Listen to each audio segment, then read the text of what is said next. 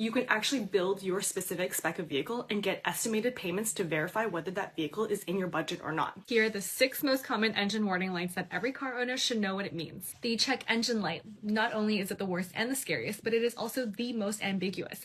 Literally anything could have happened, something small, something big, but because it's the heart of the vehicle, you should probably get it taken care of, but don't panic, but don't ignore. Battery light. You're likely seeing this because your car is not starting. If it lights up and you can still drive normally, there could be something else going on with your battery, so I would not ignore that.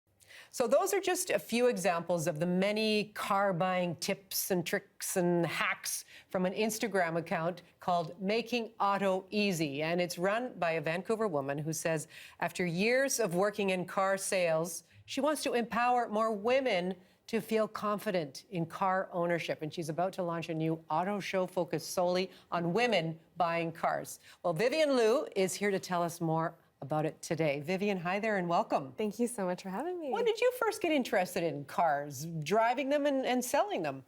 I remember going to auto shows in Toronto growing up and being really excited about the glamour, and I actually really enjoyed driving cars.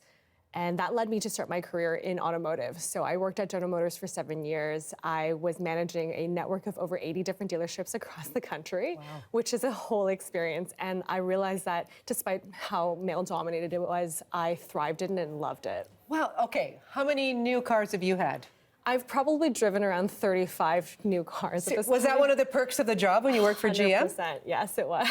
Really? Yeah. So how many months would you drive a car typically? I drive a new car every 3 or 4 months. You really get to know product that way. Wow. Yeah. What do you love about that? The new car smell, the new car feel? You're the first one in there? Yeah, it's really exciting to get into a new car and knowing the fact that it is brand new. It does smell great. I personally enjoy it. But then to drive around in this brand new vehicle that sometimes people haven't even seen on the road yet, it's a good feeling. Yeah, you get this, hey, what's that? I haven't seen that model before. Yeah.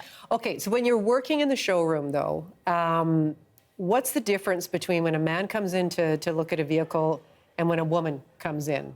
What's the different approach? What do you see? Yeah, I mean, everybody's thinking about what is important to them. And what we found is that men generally care about the performance, the speed, whereas women generally don't. Obviously, we want to drive a nice vehicle, one that represents us, something that obviously is zippy around the road. But I find that women also care about not just themselves, but they're thinking about their family, the conditions for their how do I get the kids in and out? Exactly. And there are other things that we think about as women, like, where do I put my purse? And those are some of the things that, our boyfriends or our husbands or our fathers are not necessarily thinking about.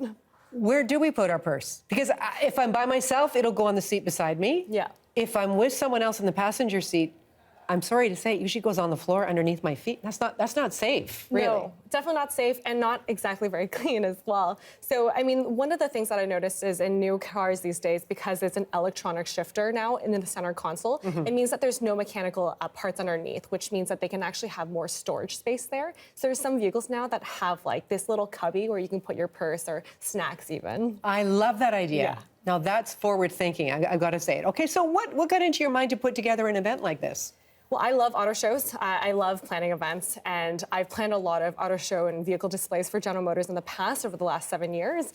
And I knew that when I wanted to launch my own startup, Making Auto Easy, into the market, that there was no better way than to have our own auto show, and finding a way to empower women was a big passion of mine as well. Okay, so what's included? I show up at this show. What are we talking about? Yeah, so besides vehicles being on display, obviously being an auto show, what I'm really excited about is having all of these interactive workshops that are actually led by women in automotive. So we've got Leah's Automotive, she's demonstrating things like how to jumpstart a vehicle, how to change your battery, understanding what's under the hood. And some of our team is also doing, displays on how to understand your tires, how to change a tire. We also have Details by Lady T. They're demonstrating how to actually detail your own vehicle from home. What are the materials that you can use, how to clean perforated seats, and other workshops along that.